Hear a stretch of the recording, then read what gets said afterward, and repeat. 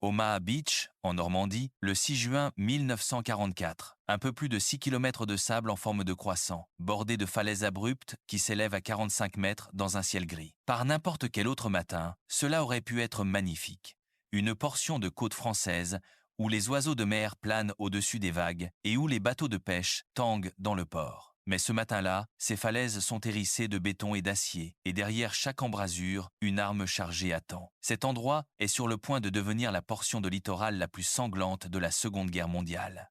Le lieu où le jour J lui-même manque de tourner à l'échec. La ligne de front, dans son essence la plus brute, c'est le combat. Il pousse les hommes à des actes extrêmes pour de nombreuses raisons complexes. Les hommes qui ont survécu à Omaha diront des années plus tard qu'ils ne se battaient pas pour le patriotisme. Ce jour-là, ils se battaient les uns pour les autres, pour leurs camarades. Ce lien forgé dans la terreur est ce qui les a portés à travers cette plage. C'est la raison pour laquelle certains ont survécu pour raconter cette histoire. Mais pour comprendre ce qui s'est passé à Omaha Beach, il faut comprendre le terrain, car le paysage lui-même a été un facteur décisif. 275 mètres de plage à marée basse mènent à une digue brisée. Au-delà, un long replat conduit à une pente qui domine tout ce qui se trouve en contrebas. 5 petites brèches entaillent ces falaises, de étroits ravins menant vers l'intérieur, mais elles sont solidement bloquées. Et seules 2 offrent une chance d'être franchies par des véhicules alliés. La plage est en forme de croissant, ce qui signifie que quiconque débarque au centre est pris sous un feu croisé venant des 2 flancs. C'est un champ de bataille étroit et fermé, impossible à contourner pour les défenseurs retranchés en hauteur sur ces falaises. Omaha est un terrain de mise à mort naturel parfait. Les Allemands avaient pleinement tiré parti de cette topographie. Ils avaient construit des fortifications extrêmement complexes, des bunkers en béton abritant de grosses pièces d'artillerie, des tranchées plus petites et des trous d'hommes hérissés de mitrailleuses, tous positionnés pour se protéger mutuellement grâce à des champs de tir dévastateurs et imbriqués, plutôt que la moyenne de 20 et un nid de mitrailleuses que l'on trouvait sur les autres plages du débarquement.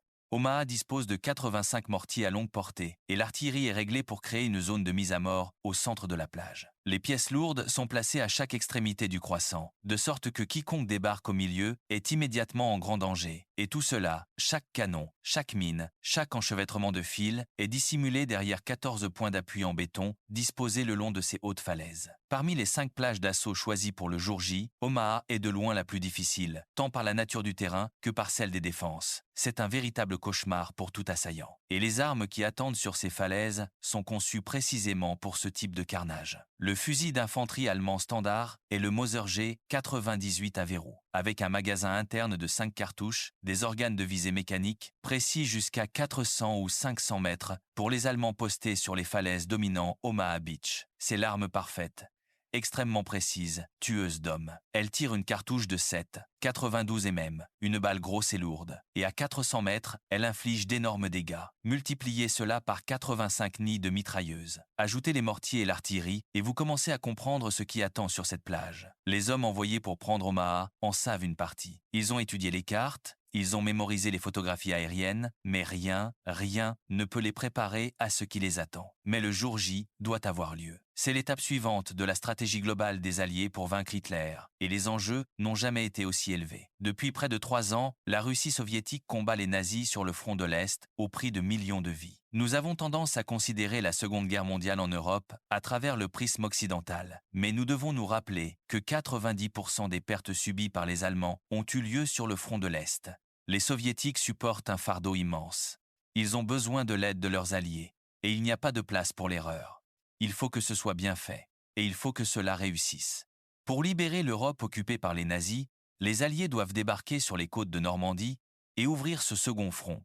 Un assaut massif, des vagues d'hommes et de machines, visant 5 plages, 3 pour les Britanniques et les Canadiens, et 2 pour les Américains, dont Omaha. Mais prendre ces plages signifie percer les défenses d'Hitler le long de toute la côte nord-européenne, le mur de l'Atlantique fortifié. La seule plage d'Omaha est remplie de milliers de mines, de pièges antichars, d'obstacles explosifs et d'épaisses couches de barbelés. Et il y a autre chose, une dimension politique qui a déterminé qui va où. Confier Omaha aux Américains signifie qu'ils assument une part relativement égale de l'assaut aux côtés des autres forces. Maintenant, l'équilibre politique de la coalition. Ce n'est pas seulement un événement britannique ou américain, c'est un événement de coalition. Et les coalitions sont en elles-mêmes très délicates, car différentes nations peuvent avoir des objectifs différents. Après des mois d'entraînement, la plus grande flotte d'invasion jamais assemblée prend la mer. Près de 7000 navires, appuyés par plus de 11 000 avions, transportant plus de 150 000 soldats d'invasion. C'est l'assaut amphibie international le plus complexe jamais tenté. La coordination à elle seule est stupéfiante. La marine doit parler à l'armée de terre. L'armée de terre doit parler à l'armée de l'air. Et toutes ces choses qui paraissent assez simples sont en réalité très, très difficiles. De nombreux hauts commandants sont très nerveux. Ils s'attendent presque unanimement au pire. Les pertes alliées qu'ils anticipent s'élèvent à 20 000 morts pour le seul jour J. Malgré ces risques immenses, Omaha doit être prise. Sinon, l'écart entre les plages anglo-canadiennes et la plage américaine à l'ouest sera trop grand.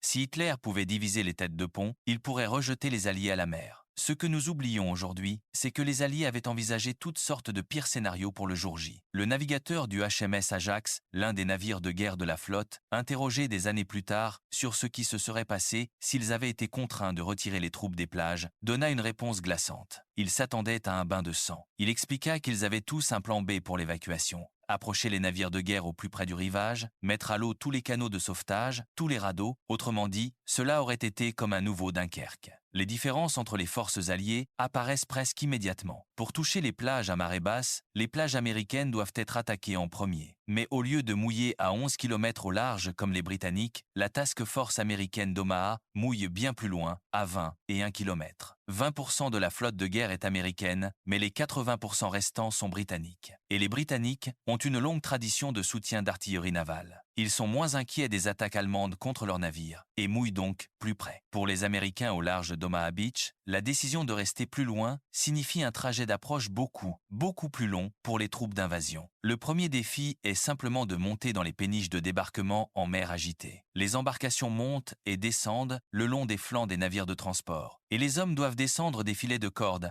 avec tout le poids de leur équipement qui les tire vers le bas. Il fallait faire attention, se souvient un soldat, sinon on pouvait se faire écraser les pieds entre les deux bateaux. Certains hommes tombèrent à l'eau et se noyèrent avant même d'avoir quitté la flotte. Voir ses camarades écrasés entre le navire-mère et la péniche de débarquement n'était pas beau à voir. Charger si loin au large signifie une longue et pénible traversée de la Manche. Les hommes vont rester sur l'eau au moins 4 heures et demie. Presque immédiatement, tout le monde a le mal de mer. Don McCarthy, un jeune soldat inexpérimenté de la force d'invasion, se souviendra du froid, du vent et des uniformes trempés. Il a commencé à vomir dans son casque, l'a jeté, a vomi encore.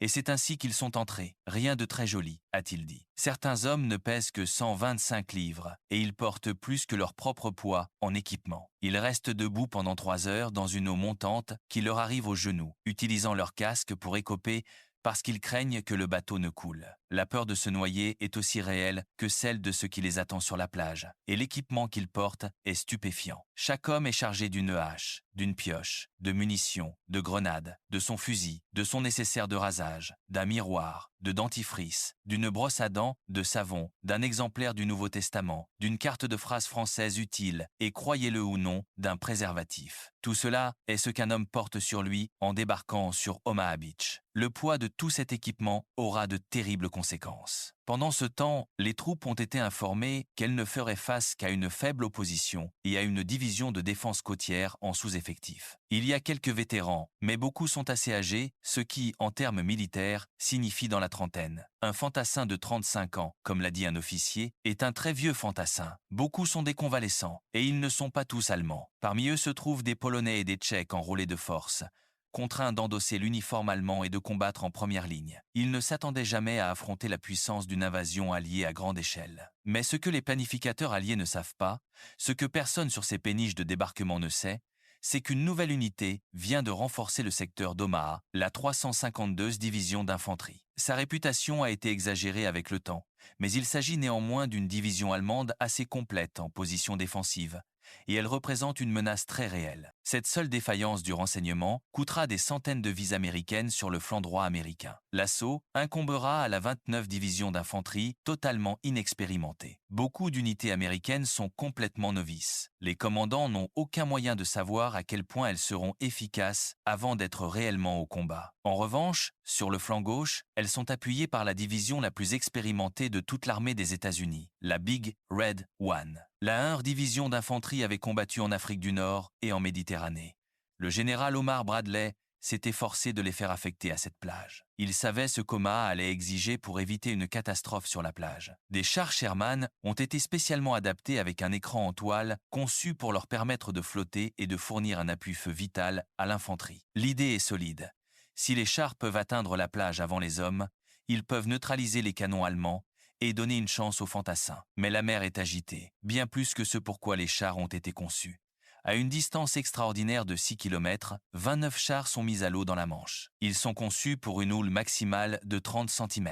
Ce matin-là, les vagues sont bien plus hautes. Les écrans en toile plient et s'effondrent. L'eau s'engouffre. Un à un, les Sherman coulent. 32 tonnes d'acier entraînées au fond de la Manche en quelques secondes. 27 des 29 chars sombres, noyant leurs équipages à l'intérieur, des hommes qui se sont entraînés pendant des mois, qui croyaient mener l'assaut, meurent sans jamais voir la plage. La première vague de la 29 division d'infanterie vient de perdre son appui blindé. Les hommes devront prendre cette plage avec seulement leurs fusils et leur courage. Alors que les péniches de débarquement se rapprochent, les gros canons de 2 cuirassés américains ouvrent le feu et mènent le bombardement massif des défenses côtières nazies à Omaha. Les obus rugissent au-dessus des têtes des troupes dans leurs embarcations.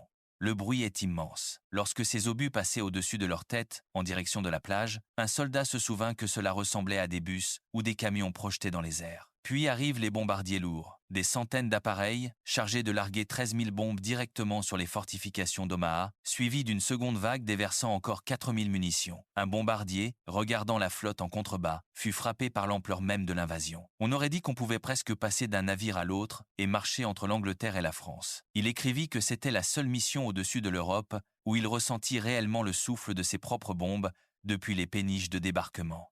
Cela paraît dévastateur. L'horizon devant s'illumine. Sûrement, rien ne pourrait survivre à un tel déluge. Mais le bombardement est profondément, fatalement défectueux. Les canons navals sont très imprécis et les défenseurs se contentent d'attendre dans leurs bunkers en béton, étourdis par l'ampleur de l'invasion, mais physiquement indemnes. Lorsque les soldats allemands regardent enfin dehors et voient la flotte approcher, ils réalisent qu'ils se trouvent dans un monde qu'ils n'avaient jamais imaginé. Militairement, ils n'avaient tout simplement aucune idée de la puissance que les Britanniques et les Américains pouvaient déployer. Mais leurs bunkers sont intacts, leurs canons sont chargés et ils sont prêts. Quant aux bombardiers, les viseurs craignent de toucher la flotte en approche. Alors ils attendent une seconde ou deux de plus avant de larguer leur charge. Ce minuscule retard, une seconde, peut être deux, signifie qu'aucun bunker sur Omaha Beach n'est ne serait-ce qu'égratigné par les bombes. 13 000 bombes, 17 000 bombes au total, et pas une seule n'atteint sa cible. Étant donné aussi que les défenseurs allemands sont positionnés en hauteur sur les falaises et que le temps est mauvais, on a là une conjonction parfaite de circonstances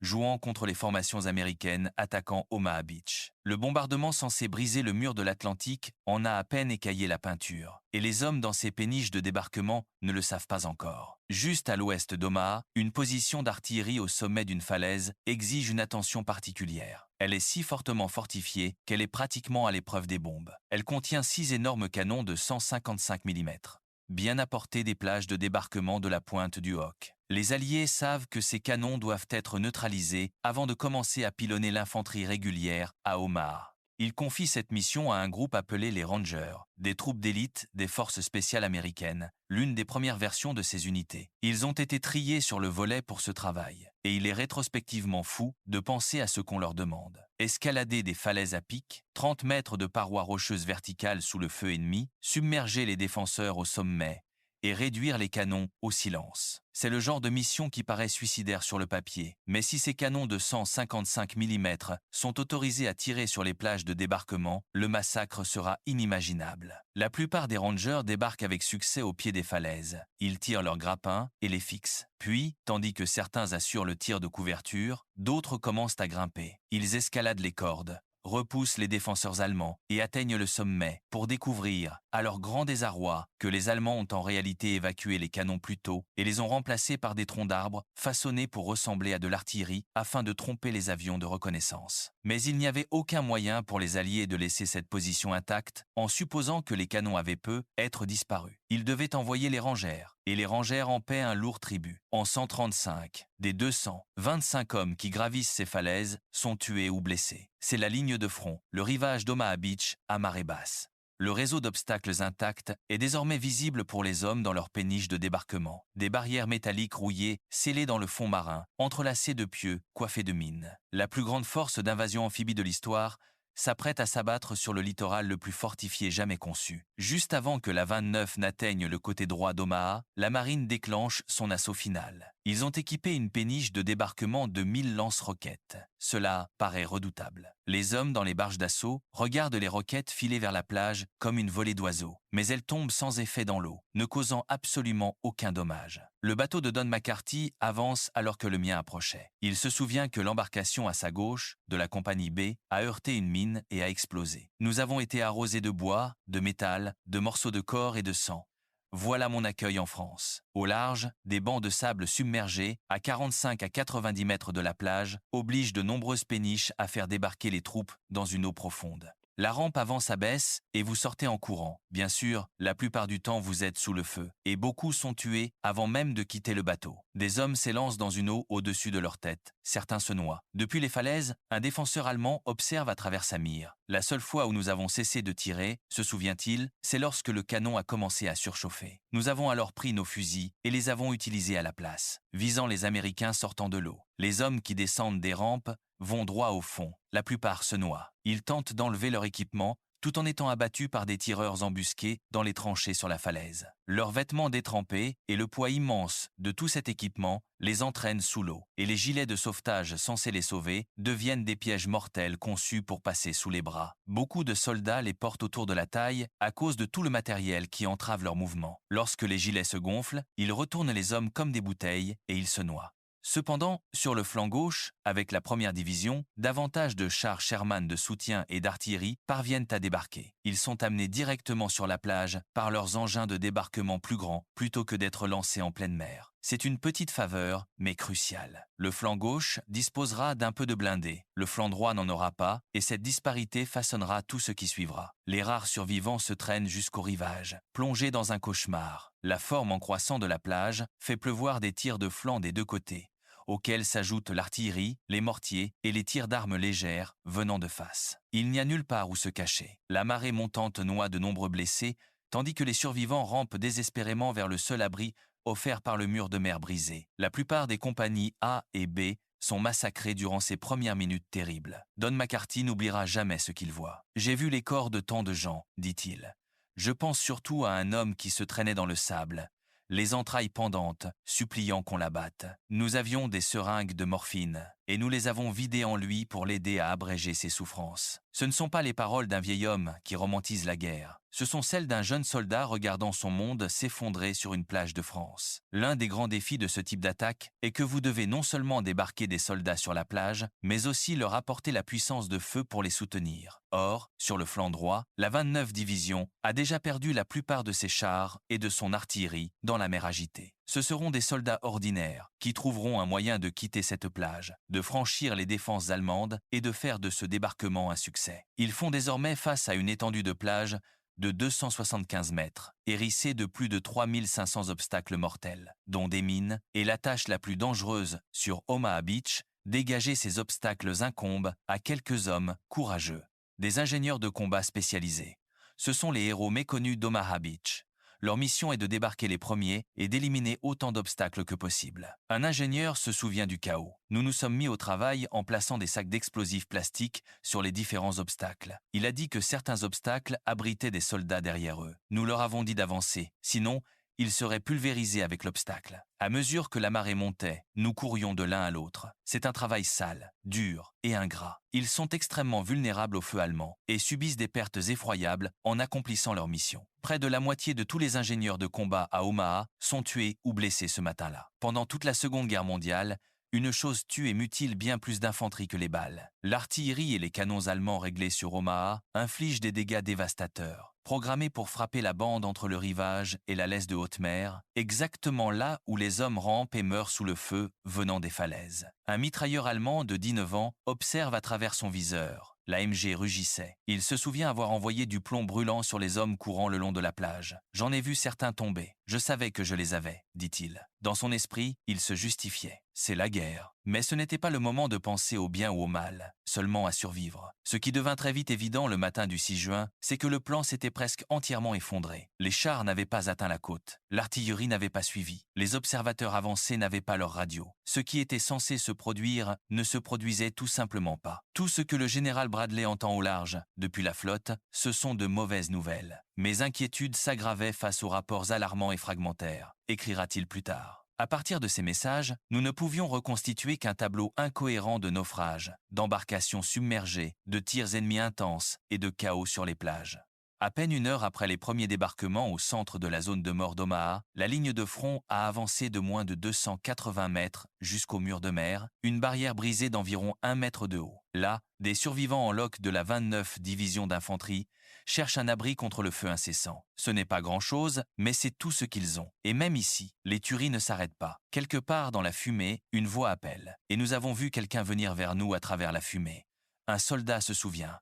Il nous criait dessus. Il disait « Allez les gars de la 29, on y va, levons-nous et courons. » Et nous nous levons et courons sur toute la longueur de cette plage. Là, on parle de 2 terrains de football de long, et il faut courir. Et nous sommes tous si heureux d'être en vie. Nous quittons la plage ensanglantés. Cette course folle, 200 mètres sous le feu, fait la différence entre la mort et la survie pour des dizaines d'hommes recroquevillés sur le sable. Un soldat s'agenouille face au mur et commence à prier avec son chapelet. La même mitrailleuse qui tirait sur eux sur la plage le coupe en deux. Le bruit est incroyable. On entend à peine les cris des hommes. Plaqué contre le mur, Harley Reynolds voit les premières vagues continuer d'arriver. Il distingue les positions allemandes grâce aux éclairs des tirs, et il sait où tirer avec sa propre arme grâce à ses lueurs. Il riposte.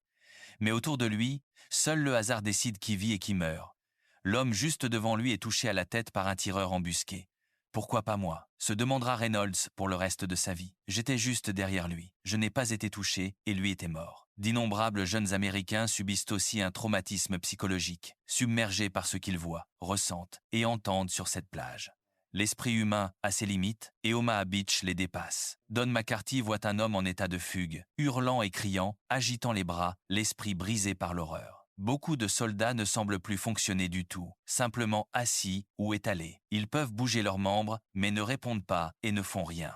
Leurs corps sont présents, mais leurs esprits se sont retirés dans un endroit que la guerre ne peut atteindre. McCarthy regarde avec horreur un ingénieur rendu fou par la terreur courir de haut en bas de la plage, en pleine vue des canons allemands, jusqu'à ce qu'il soit abattu. La plage détruit les hommes de plus d'une manière. L'emprise américaine sur la zone de débarquement est au mieux précaire. Si les Allemands avaient envoyé une escouade armée le long de la route, ils auraient pu nous balayer comme avec un balai. Un soldat au mur se souvient. Nous nous serions battus jusqu'au bout, mais ils nous auraient dominés par leur puissance de feu. C'est un moment décisif. Toute l'attaque est en suspens au large. L'humeur du général Omar Bradley est sombre. Il commence à se demander si cela ne tourne pas réellement à la catastrophe. Une situation où il devra arrêter la prochaine vague de l'invasion et retirer de la plage les troupes américaines encore en vie. Ce n'est pas seulement Omaha qui est vulnérable. Toute l'invasion de la Normandie est en danger alors que les corps s'accumulent et que la plage se réduit avec la marée montante. Le feu allemand incessant transforme Omaha en désastre. Puis vient le moment où la bataille bascule. Il ne vient pas des généraux.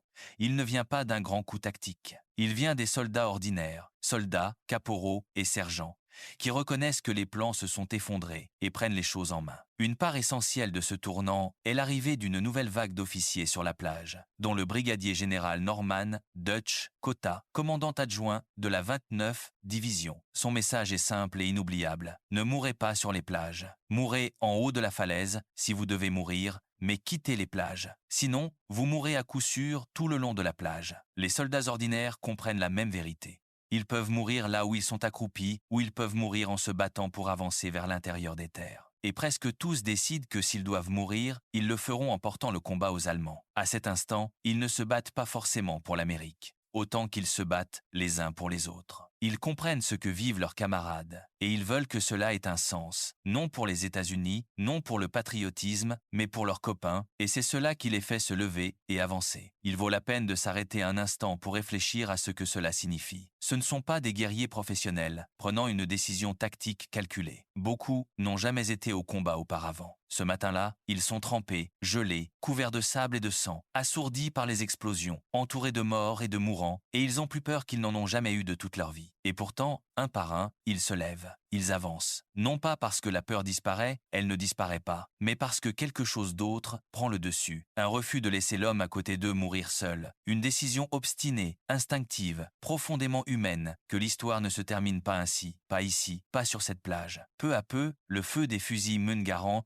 est rejoint par celui des pistolets mitrailleurs Grease Gun, des carabines et des pistolets mitrailleurs Thompson, ainsi que par le claquement du fusil automatique Browning, qui sert de mitrailleuse au niveau de l'escouade. Les Américains commencent à pousser, toujours sous un feu intense. Le sergent Harley Reynolds mène ses hommes en avant, mais leur progression est bloquée par la ligne suivante des défenses allemandes, d'épaisses couches de fils de fer barbelés incrustés dans le béton. C'est encore un travail pour les quelques ingénieurs survivants. Alors que les balles frappent le sol autour de lui, un ingénieur prend une torpille Bangalore, une série de longs tubes remplis d'explosifs, et la pousse sous les barbelés. C'était le plus grand héros sur cette plage, dira Reynolds, parce qu'en faisant sauter ce fil, il a rendu possible notre sortie de cette plage. L'ingénieur est mort entre le moment où il a tiré la corde et celui où il aurait pu se mettre à l'abri de l'explosion de la Bangalore. Dans les secondes qu'il a fallu à la mèche pour brûler, quelques secondes, peut être 3. Il a donné sa vie pour ouvrir une brèche qui sauverait des centaines d'autres. Pour chaque soldat encore en vie, c'est le moment décisif où Omaha réussira ou échouera. Tout se joue au niveau des officiers, des sous-officiers et des soldats, surtout de leurs chefs, qui décident qu'ils vont prendre cette tranchée ou cette position. Et une fois cela fait, ils prennent la tranchée suivante, puis la position suivante. De petites victoires brutales et personnelles, les unes après les autres, puis un nouveau son se fait entendre, cette fois venu de l'arrière. Le tir naval hurlant au-dessus des têtes des soldats sur la plage. La marine, dirait Harley Reynolds, était la réponse. Ce sont eux qui nous ont sortis de cette plage. Ils ont sauvé la plage, pour nous. Jusqu'à 11 destroyers américains et de la Royal Navy s'approchent à seulement 900 mètres du rivage, à bout portant, pour engager les positions d'artillerie allemande dans un duel meurtrier. La marine tire sur elle.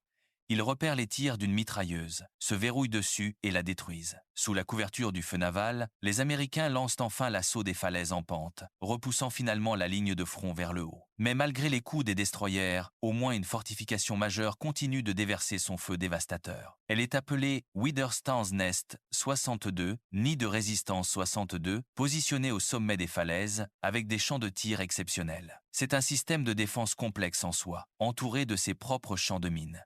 Ces défenseurs survivent aux bombardements alliés initiaux, aux obus navals, aux bombes, aux roquettes, à tout cela.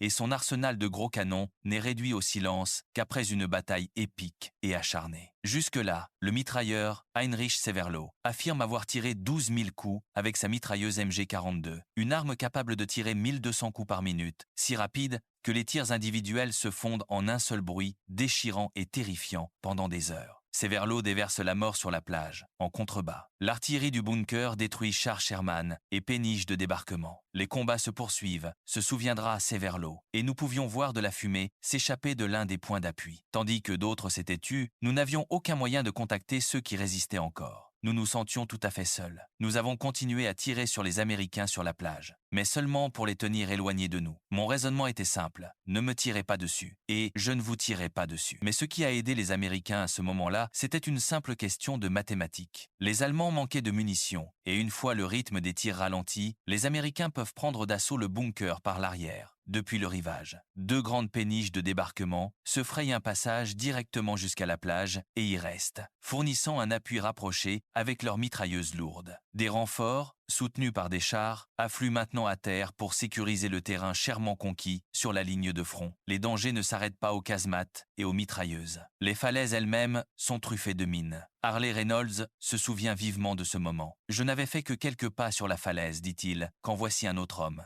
Il passe en courant à côté de moi. J'étais en tête jusque-là, et il me dépasse de 10 ou 15 pas, puis je le rattrape. Il est assis là, le talon arraché. Je n'ai pas vu la mine sur laquelle il a marché, mais il était si près de moi quand c'est arrivé. Les falaises sont sécurisées, mais d'énormes barrières de béton bloquent les 2 seules routes permettant aux véhicules de quitter la plage. Le général Cotta est à nouveau là, rassemblant tous ceux qui ont de la dynamite. Il place les explosifs dans la barrière de béton, et celle-ci explose. Le béton vole partout, et une ouverture se crée. Don McCarthy observe, incrédule. Je me disais, waouh, je n'arrive pas à y croire. Se souvient-il, nous allons vraiment réussir. Mais au-delà des falaises se cache une division allemande. Les Américains ne savent rien de la 300, 100 et 50 52e, tandis que les passages sont dégagés à l'explosif et que plus de 18 000 soldats ont désormais débarqué à Omaha, les Américains commencent lentement à progresser vers l'intérieur des terres avec un soutien blindé. Cela apporte un certain soulagement au général Bradley, mais l'ironie pénible est que les Américains n'ont pas assez réfléchi à ce qu'il faut faire une fois sortis de la plage.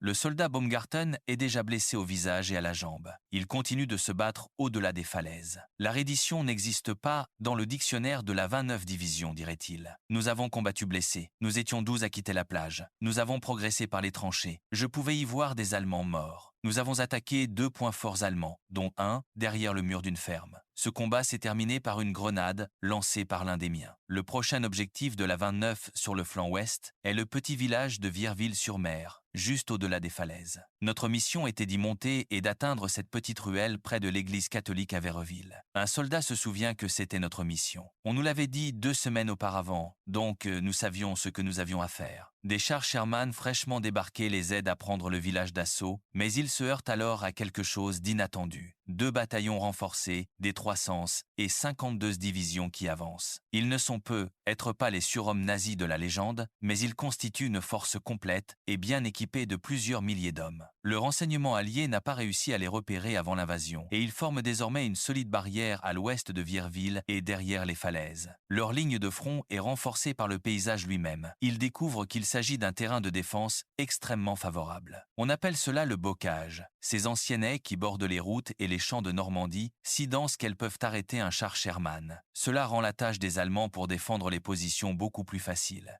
Et il s'avère pour les Américains que leur mission ne s'arrête pas une fois sortis de la plage. En réalité, elle devient incroyablement difficile à mesure qu'ils avancent vers l'intérieur des terres. Nous n'avions jamais reçu d'entraînement pour le bocage. Un vétéran s'en souvenait, et je me suis souvent posé la question. J'ai fini par avoir la réponse. En fin de compte, ils ne nous ont pas entraînés au bocage, parce qu'ils ne voulaient pas que les Allemands sachent où nous allions débarquer, puisqu'il n'y avait pas de haies dans les autres zones de débarquement potentielles. Le secret qui a protégé le jour J avant l'invasion coûte désormais des vies américaines après coup. Certains des villages au-delà des falaises deviennent de véritables forteresses miniatures. Les Allemands parviennent à établir des positions défensives à l'intérieur de grands complexes agricoles, avec des murs épais en pierre, des accès étroits, des champs de tir croisés. Ils deviennent, en quelque sorte, des forteresses, très difficiles à prendre pour l'infanterie, surtout lorsque celle-ci ne dispose pas de beaucoup de blindés ni d'appui de feu indirect. Et une grande partie des blindés censés soutenir la 29e division rouille encore au fond de la Manche, engloutie à 6 km au large, avant même d'avoir atteint le combat dans le secteur américain. L'avance non coordonnée sur Saint-Laurent-sur-Mer est totalement impréparée à la présence inattendue de la 352e division. Et cela donne aux commandants américains une nouvelle crainte, une contre-attaque de masse. Quand on étudie la doctrine militaire allemande pendant la Seconde Guerre mondiale, un principe est toujours absolu. L'armée allemande contre-attaquera toujours. On ne veut pas perdre l'initiative. On veut déterminer le déroulement des actions sur le champ de bataille. Et un seul général allemand dispose d'une réserve capable de contre-attaquer à Omaha, le général Dietrich Kreis, commandant de la 352e division. Ce qu'il aurait dû faire, du point de vue allemand, c'était lancer sa réserve sur la plage.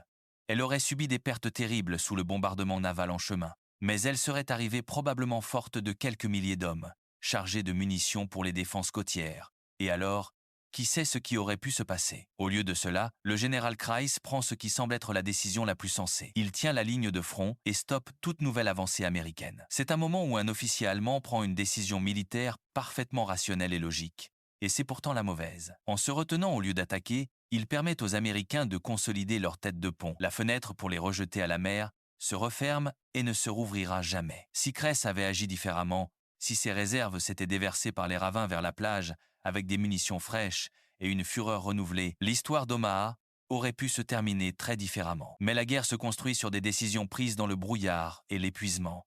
Et Kreis fait son choix, et l'histoire poursuit sa route. En fin d'après-midi, les Allemands ne peuvent plus frapper Omaha qu'avec de l'artillerie à longue portée. La menace immédiate d'anéantissement est passée. À minuit, la ligne de front américaine est loin d'avoir atteint ses objectifs prévus. Saint-Laurent et Colville restent aux mains des Allemands. La tête de pont d'Omaha est moins sûre que celle des 4 autres plages, mais plus de 34 000 soldats américains ont débarqué à Omaha Beach le 6 juin. Ils ont percé le mur de l'Atlantique et ils ne partiront pas. Le coût est stupéfiant. Étonnamment, personne ne connaît les chiffres exacts. Encore aujourd'hui, il reste contesté, mais il y a environ 1000 pertes allemandes et plus de 2400 pertes américaines, rien qu'à Omaha Beach. Au total, environ 1800 soldats alliés sont tués le jour J. Plus de la moitié d'entre eux meurent à Omaha. Mais ce ne sont ni les Américains, ni les Britanniques, ni les Allemands qui paient le prix le plus élevé. Car, à cause des bombardements aériens menés par les Alliés avant, pendant et après le jour J, la population civile française en Normandie souffre terriblement. Les chiffres sont vivement débattus, car ils comportent toujours une dimension politique. Mais le jour même du débarquement, environ 4000 civils français sont tués, 4000 hommes, femmes et enfants, dans un pays que les Alliés sont venus libérer. C'est l'une des ironies les plus amères de la guerre, et une vérité trop souvent laissée de côté dans le récit. Et le prix ne s'arrête pas au 6 juin. Le coup en sang et en temps pour percer en Normandie choquera encore davantage les commandants alliés que le terrible bilan d'Omaha et du jour J réunis. Le bocage, les haies, les villages fortifiés, ils exigeront un tribut que personne n'avait pleinement anticipé.